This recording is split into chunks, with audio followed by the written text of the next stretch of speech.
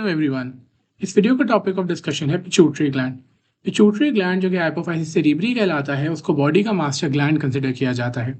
इसकी वजह यह है कि pituitary gland non tropic hormones बनाने के साथ साथ बहुत से ट्रॉपिक हार्मोन्स भी बनाता है। अब ये नॉन ट्रॉपिक और ट्रॉपिक हार्मोन्स होते क्या हैं? वो हार्मोन्स जो कि ब्लड के जरिए जाएं और कुछ ग्रुप ऑफ सेल्स को अफेक्ट करें और उनके अंदर डिफरेंट प्रोसेसेस करवाएं, वो कहलाते हैं नॉन ट्रॉपिक हार्मोन्स। जबकि वो हार्मोन जो जाके दूसरे एंडोक्राइन ग्लैंड्स को स्टिमुलेट करें और उनके अंदर से मजीद हार्मोन्स निकलवाएं, वो हमारे पास कहलाते हैं ट्रॉपिक हार्मोन्स।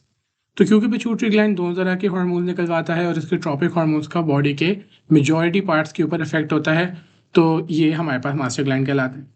ये एक मटर के दाने जितना ग्लैंड होता है जो कि हाइपोथैलेमस से, जो कि ब्रेन का पार्ट है, उससे एक स्टॉक के जरिए अटैच हुआ होता है। ये स्टॉक हमारे पास कहलाती है इन्फंडेबुलम। पिट्यूटरी ग्लैंड के दो मेन लोब होते हैं, एंटीरियर पिट्यूटरी लोब और पोस्टीरियर पिट्यूटरी लोब।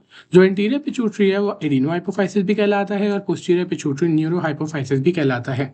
कुछ ऑर्गेनिजम्स के अंदर एक मीडियन या मिडिल पिट्यूटरी लोब भी होता है, लेकिन वो इतना ज़्यादा प्रोमिनेंट नहीं होता और उसके कोई एज सच फंक्शंस भी नहीं होते।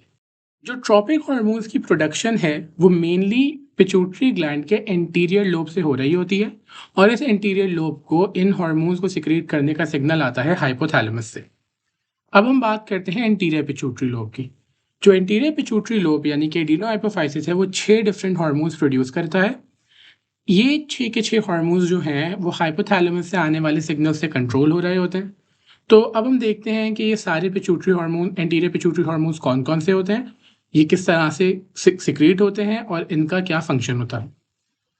तो सबसे पहले हम बात करते हैं ग्रोथ हार्मोन की। हाइपोथैलेमस से एक हार्मोन आता है जो कहलाता है ग्रोथ हार्मोन रिलीजिंग हार्मोन। ये हार्मोन आके एंटीरियर पिट्यूटरी लोब को स्टिमुलेट करता है और वहाँ से ग्रोथ हार्मोन की सिक्रीशन करवाता है। ग्रोथ हार्मोन के नाम से ही जाहिर है कि ये हमारी बॉडी के अंदर डिफरेंट ग्रोथ और डेवलपमेंट के प्रोसेसेस को अफेक्ट करेगा। उसके बाद हमारे पास दूसरा एंटीरियर पिट्यूटरी हार्मोन आता है थायराइड स्टिमुलेटिंग हार्मोन। हाइपोथैलेमस से एक हार्मोन आता है जो कहलाता है thyrotropin releasing hormone. Anterior pituitary lobe को स्टिमुलेट करता है और एंटीरियर पिट्यूटरी लोब में से थायराइड स्टिमुलेटिंग हार्मोन को सिक्रिएट करवाता है। ये थायराइड स्टिमुलेटिंग हार्मोन एक ट्रॉपिक हार्मोन है, यानी ये जाके थायराइड ग्लैंड को स्टिमुलेट करेगा और वहां से मजीद हार्मोन बनवाएगा।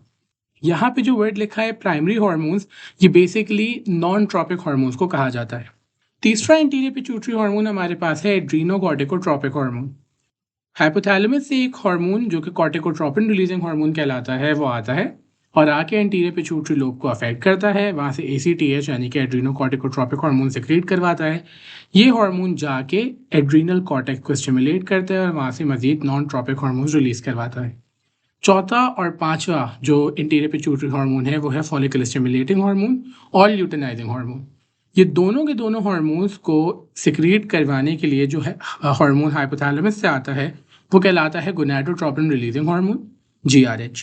गोनाडोट्रोपिन रिलीजिंग हार्मोन आएगा, इंटीरियर पिट्यूटरी को स्टिमुलेट करेगा, वहाँ से FSH और LH को सिक्रीट करवाएगा। FSH और LH दोनों के दोनों हमारे गोनैड्स को अफेक्ट करते हैं। आखिरी हमारे पास आता है इंटीरियर पिट्यूटरी हार्मोन जिसका नाम है प्रोलैक्टिन। प्रोलैक्टिन की रिलीज जो है वो थोड़ी डिफरेंट है। यहाँ पे अगर आप टेबल में देखें तो लिखा हुआ भी है कि prolactin inhibiting hormone inhibits prolactin secretion. तो बेसिकली होता ये है कि जो प्रोलैक्टिन होता है वो बहुत माइन्यूट अमाउंट्स में ऑलरेडी सिक्रीट हो रहा होता है, जबकि प्रेगनेंसी के दौरान और चाइल्ड बर्थ के थोड़े टाइम बाद तक ये बहुत ज़्यादा सिक्रीट हो रहा होता है नॉर्मल कंडीशंस में। हाइपोथैलेमस का एक हार्मोन जो कि प्रोलैक्टिन इनहिबिटिंग हार्मोन कहलाता है, वो इस प्रोलैक्टिन की सिक्रीशन को इनहिबिट करता है, रोकता है। प्रोलैक्टिन यूजुअली प्रेगनेंसी के दौरान और उसके कुछ मंथ्स बाद तक सिक्रीट होता रहता है। इसका बेसिकली काम होता है मेमोरी ग्लैंड्स को स्टिमुलेट करके मिल्क प्रोड्यूस करवाना। अच्छा, अब हमारे पास आता है ग्रोथ हार्मोन। जो बाकी सारे हार्मोन्स हैं उनको तो हम इंडिविजुअल वीडियोस में डिस्कस करेंगे ही, लेकिन सिर्फ ग्रोथ हार्मोन को ज़रा हम डिटेल में यहाँ पे इसलिए डिस्कस कर रहे हैं क्योंकि ये एक ट्रॉपिक हार्मोन नहीं बल्कि ये एक नॉन ट्रॉपिक हार्मोन है, यानी कि इसका डायरेक्ट बॉडी के प्रोसेसेस में काम होता है। तो जो ग्रोथ हार्मोन है उसका दूसरा नाम सोमैटोट्रोपिन या सोमैटोट्रोपिक हार्मोन होता है। ये ग्रोथ और डेवलपमेंट करवाता है बॉडी की। अब ये ग्रोथ और डेवलपमेंट किस तरह से करवाएगा? ये सेल की ग्रोथ करवाएगा, सेल की डिवीजन करवाएगा। उसके अलावा हमारे डिफरेंट मेटाबॉलिक प्रोसेसेस में इन्वॉल्व होगा, हमारे डिफरेंट सेल्स के अंदर अमाइनो एसिड्स की अपटेक करवाएगा और उन अमाइनो एसिड्स को प्रोटीन के अंदर कन्वर्ट करेगा, यानी कि प्रोटीन सिंथेसिस करवाएगा। तो इन कुछ कामों के जरिए जो ग्रोथ हार्मोन है वो हमारी बॉडी की ग्रोथ और डेवलपमेंट कहलाता है। अब इस ग्रोथ हार्मोन से रिलेटेड हमारे पास कुछ एबनॉर्मल कंडीशंस मौजूद हैं।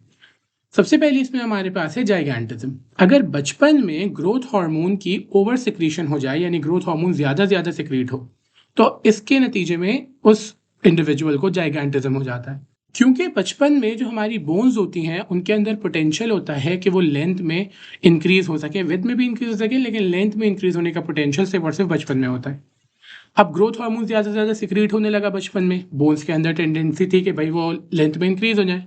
तो इस वजह से इस ग्रोथ हार्मोन के ज़्यादा अफेक्ट की वजह से जो बोन्स हैं वो बहुत ज़्यादा लेंथन हो जाती हैं और जो इंडिविजुअल है उसकी हाइट बहुत ज़्यादा बढ़ जाती है। दूसरी हमारे पास कंडीशन आती है एक्रोमेगैली। अगर हमारे ग्रोथ हार्मोन की ओवर सिक्रीशन हो पर बचपन के बजाय ये चीज़ एडल्टहुड में हो, अब क्या होगा? बचपन में तो बोन्स को लेंथ में इंक्रीज होने का बोन के पास पोटेंशियल था, लेकिन एडल्टहुड में तो ऐसा नहीं होता। एडल्टहुड में बोन्स को लेंथ में बढ़ने का पोटेंशियल खत्म हो जाता है, लेकिन उनकी विड्थ में बढ़ने का पोटेंशियल अभी भी मौजूद होता है। तो अगर हमारी ओवर सिक्रीशन ग्रोथ हार्मोन की एडल्टहुड में होती है तो उसके नतीजे में क्या होता है कि हमारी जो बोन्स होती हैं वो एबनॉर्मली थिक हो जाती हैं। यूजुअली हमारी हैंड्स, हमारे फीट, हमारी जॉ बोन, हमारे नोज और हमारे स्कल जो है वो इनलार्ज हो जाते हैं। तीसरी हमारे पास कंडीशन आती है डॉर्फिज्म। शुरू की दो कंडीशन थी over secretion of growth hormone, जबकि डॉर्फिज्म हमारे पास होती है under secretion of growth hormone. अगर ग्रोथ हार्मोन सिक्रीट ही नहीं हो रहा तो क्या ग्रोथ हो पाएगी? नहीं, ग्रोथ सही से नहीं हो पाएगी। इस वजह से जो ग्रोथ और डेवलपमेंट का प्रोसेस है वो स्लो हो जाता है और जिस पर्सन को डॉर्फिज्म हुआ है वो उसका एक शॉर्ट स्टैचर हो जाता है, यानी उसके हाथ पैर छोटे रह जाते हैं, उसकी हाइट छोटी रह जाती है, एक्सेट्रा। ऑल दो ये बात नोट करने वाली है कि डॉर्फिज्म में ग्रोथ और डेवलपमेंट की वजह से स्टैचर तो शॉर्ट ही रहता है, लेकिन आईक्यू में और ब्रेन डेवलपमेंट में कोई हिंड्रेंस नहीं आती।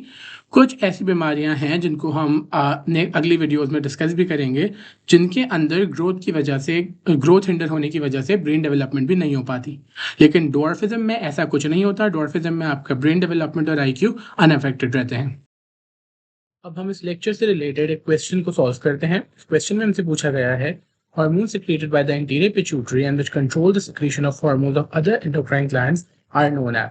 हमने पढ़ा था टॉपिक के बिल्कुल शुरू में कि जो हमारा पिट्यूटरी ग्लैंड है वो कुछ ऐसे हार्मोन सिक्रेट करता है जो जाते हैं और जाके दूसरे एंडोक्राइन ग्लैंड्स को स्टिमुलेट करके वहां से मजीद हार्मोन सिक्रेट करवाते हैं। ऐसे हार्मोन हमारे पास क्या कहलाते थे?